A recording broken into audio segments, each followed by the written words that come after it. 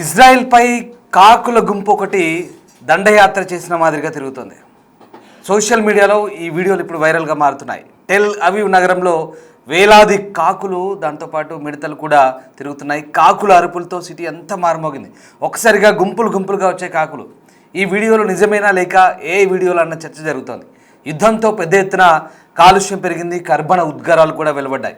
అందువల్లే కాకులు ఒకేసారి వచ్చేసాయని కొందరు వాదిస్తుంటే, కాకులు ఇలా రావడం మంచిది కాదు, ఇదొక శకునం అంటూ మరికొంతమంది నెటిజన్లు కామెంట్లు పెడుతున్నారు.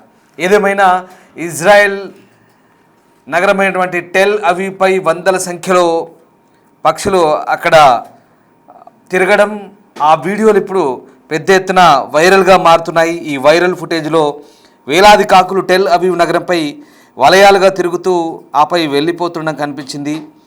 ఇది కొంతమంది అంటే సోషల్ మీడియాలో ఒక దుశ్శకునంగా కొంతమంది భావిస్తూ రకరకాల కామెంట్ చేస్తుంటే, మరికొందరు దీన్ని ఇదొక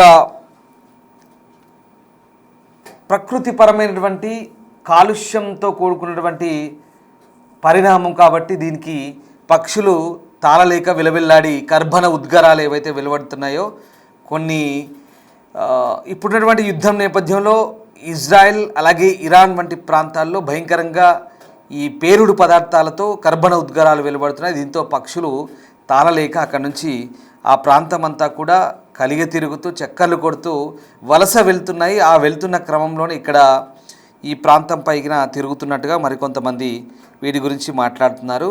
అయితే ఇక్కడ వాస్తవానికి వన్యప్రాణులు ఇలాంటి తక్కువ తీవ్రత కలిగిన కదలికలపై గతంలో అధ్యయనం కూడా జరిగినట్టుగా చెప్తున్నారు. సో మొత్తం మీద ప్రస్తుతం ఇజ్రాయెల్లోని టెల్ అవీవ్లో పెద్ద సంఖ్యలో కాకులు ఆకాశంలో ఎగురుతున్నట్టుగా ఉన్నటువంటి ఒక వీడియో అయితే వైరల్ అవుతుంది. ఇది కొంతమంది పౌరులను భయాందోళనకు గురి చేసిన పరిస్థితి కనబడుతుంది. అయితే ఈ వీడియో యొక్క క్రెడిబిలిటీ అయితే ఇంకా నిరూపించలేదు. ఇదంతా అసలు నిజమైన వీడియోనా లేదా ఏ వీడియోనా? ఇటీవల కాలంలో వాస్తవానికి లేదా ఆర్టిఫిషియల్ ఇంటెలిజెన్స్కి అంటే కృత్రిమంగా తయారు చేసిన వాటికి ఏమాత్రం తేడా లేకుండా పోతుంది. ఇది నిజంగా నిర్ధారణ కాని వీడియో.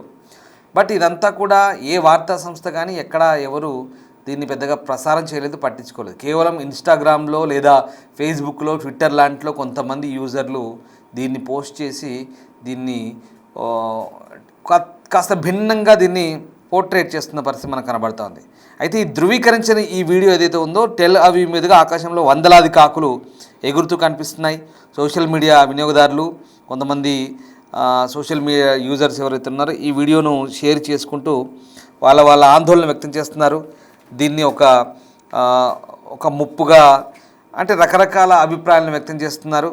కొంతమంది అయితే దీన్ని అశుభ సంకేతంగా భావిస్తున్నారు, బైబిల్కి సంబంధించిన అశుభ సంకేతంగా. మరి కొంతమంది ఏమో ఇదొక దుశ్శకనంగా, విపత్తుకు ప్రతీక కొంతమంది భావిస్తున్నారు. సో ఇవన్నీ కూడా భిన్నమైన అభిప్రాయాలు.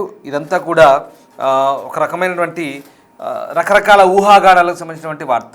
వాస్తవానికి ఈ వార్త గురించి, ఇలాంటి విషయాల గురించి మీకు చెప్పడం ద్వారా ఒకటే క్లెయిమ్ చేస్తున్నాం. ప్రధానంగా వ్యూవర్స్ అడ్వైస్ ఏం చెప్తున్నామంటే, ఇలాంటి వార్తల గురించి మీకు చెప్పే ముందు మూఢనమ్మకాల విషయంలో ఖచ్చితంగా ప్రోత్సహించే అంశాలు అయితే కావు ఇవి. ప్రధానంగా ఆయా ప్రాంతాల్లో జరుగుతున్నటువంటి పరిణామాలు, దానికి వన్యప్రాణులకు సంబంధించి వాతావరణ కారణాలు కావచ్చు లేదా ఇతరత్ర అంశాలు కావచ్చు, అక్కడ ఉన్నటువంటి కొంతమంది స్థానికులు, ఆ పౌరులు, నెటిజన్లో స్పందిస్తున్న తీరును ఉన్నదున్నట్టుగా మేము మీకు చూపించే ప్రయత్నం చేస్తుంది తప్ప ఇక్కడ వేరే మూఢనమ్మకాలు కానీ ఇతరత్ర అపనమ్మకాలను ప్రోత్సహించే ఉద్దేశం అది కాదు. ఇది వ్యూవర్స్ అడ్వైస్ చెప్తున్నాం.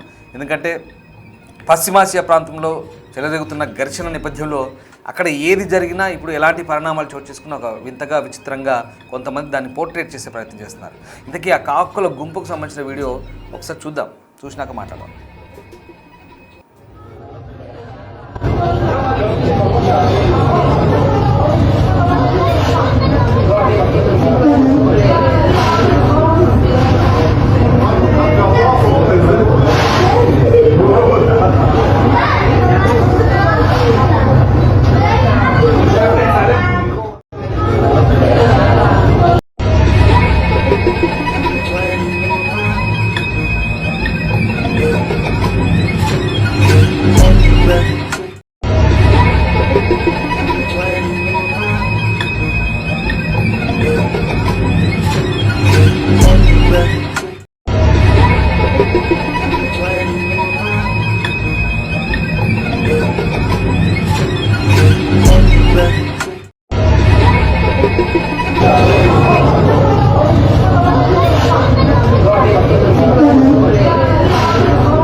అయితే రకరకాల సంస్కృతులు ఉన్నాయి ప్రపంచంలో. వివిధ సంస్కృతుల్లో పక్షులు ఎగరడాన్ని కొంతమంది దురదృష్టానికి సంకేతంగా లేదా ఒక సంఘటనకు ముందు జరిగే సూచనగా భావిస్తున్నట్టు కొంతమంది నెటిజన్లు రకరకాల వాదనలు తెరపైకి తెస్తారు. కానీ దీనికి సంబంధించినటువంటి ఎలాంటి శాస్త్రీయ నిర్ధారణ కానీ నిరూపణ కానీ లేదు, దానికి అసలు ఆధారాలు లేవు. అండ్ అలాగే చాలామంది ఈ వీడియో ప్రామాణికతను ప్రశ్నిస్తున్నారు. అసలు దీన్నంతా కూడా ఆర్టిఫిషియల్ ఇంటెలిజెన్స్ ఉపయోగించి సృష్టించి ఉండవచ్చు, లేదా వేరే ప్రాంతంలో చెందినటువంటి పాత వీడియోను ఇజ్రాయెల్కు ముడిపెట్టి ప్రస్తుతం ఇది వ్యాపింపజేస్తున్నారనేది కొంతమంది చేస్తున్న వాదన. ఇటీవలి కాలంలో ఇజ్రాయెల్, ఇరాన్, అమెరికా మధ్య ఉద్రిక్తతలు పెరిగాయన్నది వాస్తవం. కానీ ఈ వైరల్ వీడియోకు ఈ పరిస్థితులతో సంబంధం ఉందని మాత్రం ఎక్కడా ప్రూవ్ కాలేదు.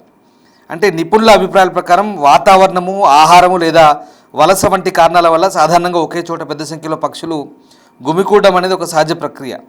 దీన్ని రాబోయే ప్రమాదానికి సంకేతం అని చెప్పడం అయితే సరికాదనేది ఇక్కడ మనం చాలా క్లియర్గా క్లెయిమ్ చేసుకోవాల్సిన అంశం. ప్రధానంగా ఈ టెల్ అవీవ్ నగరంపై కాకులు ఎగురుతున్న చిత్రాలు ఇది ఒక హాట్ టాపిక్గా మారింది. రకరకాల అభిప్రాయాలు వస్తాయి.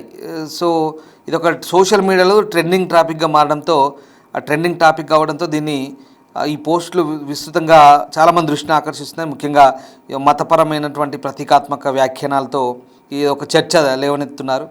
సో ఆ రకంగా రకరకాలుగా ఎవరికి వాళ్ళు ఆపాదించుకుంటూ కాకులు, రాబందులు, ఈ వర్ణన పక్షులు, ముఖ్యంగా ఇవన్నీ కూడా యుద్ధాలు, విధ్వంసం, ఇవన్నీ ఈ మరణాల తర్వాత కనిపించే కుళ్ళిన మాంసం తినే పక్షులు అంటూ, కాకులు, రాబందులు అంటూ ఇందులో కొన్ని పోస్టుల్లో ఆ చిత్రాలను ఒక దుశ్శకునంగా మత గ్రంథాలతో ముడిపెడుతూ, ముఖ్యంగా బైబిల్లో, ముఖ్యంగా ప్రకటన గ్రంథం వంటి ప్రళయ సంబంధిత గ్రంథాల్లో ఉన్నట్టుగా ఏదో చెప్తున్నారు. సో అది కానీ ఇక్కడ నగరంపై కాకులు గుంపులు ఎగరడాన్ని కాలానుగుణ లేదా పర్యావరణ కారణాల వల్ల మనం ఎక్స్ప్లెయిన్ చేయొచ్చు అంటూ నిపుణులు చెప్తున్నారు.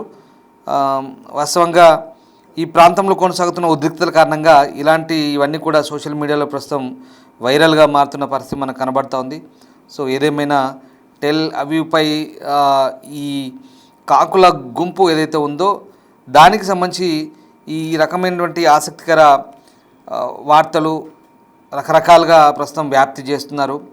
ముఖ్యంగా ఇది అక్కడ తమ పరిసరాలను మార్పులకు అనుగుణంగా మానవ కార్యకలాపాల ఉనికి లేదా దానికి తగ్గట్టుగా ఇవి రియాక్ట్ అవుతాయంటూ టెల్ అవీవ్ యూనివర్సిటీ కూడా ప్రస్తుతం చెప్తున్నట్టుగా తెలుస్తుంది. అంటే ఇజ్రాయెల్లో వసంత మాసాల్లో గూడు కట్టడం, పరస్పర చర్యలు పెరగడం వంటి కాకుల కార్యకలాపాలు కూడా సాధారణంగా కనిపిస్తాయంటూ టెల్ అవీవ్ యూనివర్సిటీ చెప్తోంది. సో ఈ రకంగా కూడా ఇవన్నీ కూడా డిఫరెంట్గా ఎవరికి తగ్గట్టుగా వాళ్ళు అన్వయించుకుంటున్నారు. సో భారీ సంఖ్యలో కాకులు ఆకాశాన్ని కమ్మేయడం కనిపిస్తుంది. స్థానిక సంభాషణలు దీన్ని తరచుగా పారిపోవడం లేదా ఆ ప్రాంతాన్ని విడిచి వెళ్ళడం అంటూ అన్వయిస్తుంటారు.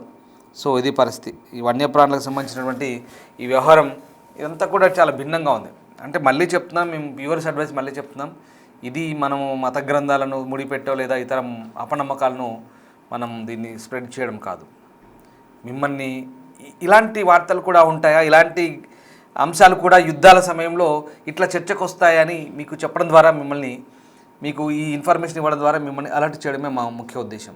ఏంటంటే వాస్తవానికి వన్యప్రాణులు సంబంధించినటువంటి అంశాల గురించి యూనివర్సిటీ ప్రొఫెసర్లు కానీ నిపుణులు కానీ చెప్తుంది ఏంటంటే ఆ సమయంలో అక్కడ 100 కిలోల మందుగుండు సామాగ్రిని వినియోగిస్తున్నారు యుద్ధంలో. ఇది అందరికీ తెలిసిందే. దాంతో కర్బన ఉద్గారాలు వస్తున్నాయి, రకరకాలటువంటి పొగలు వెలువడడం, దాని నుంచి ఈ బాంబులకు సంబంధించినటువంటి ఏవైతే తర్వాత పేలిన తర్వాత అవశేషాలు ఉంటాయి అవన్నీ కూడా పొగ రూపంలో, దుమ్ము ధూళి రూపంలో రావడం అయితే ఒక కారణమైతే, పక్షులు సాధారణంగా వలస వెళ్తుంటాయి. అంతెందుకు ప్రతి చోట గమనిస్తుంటాం.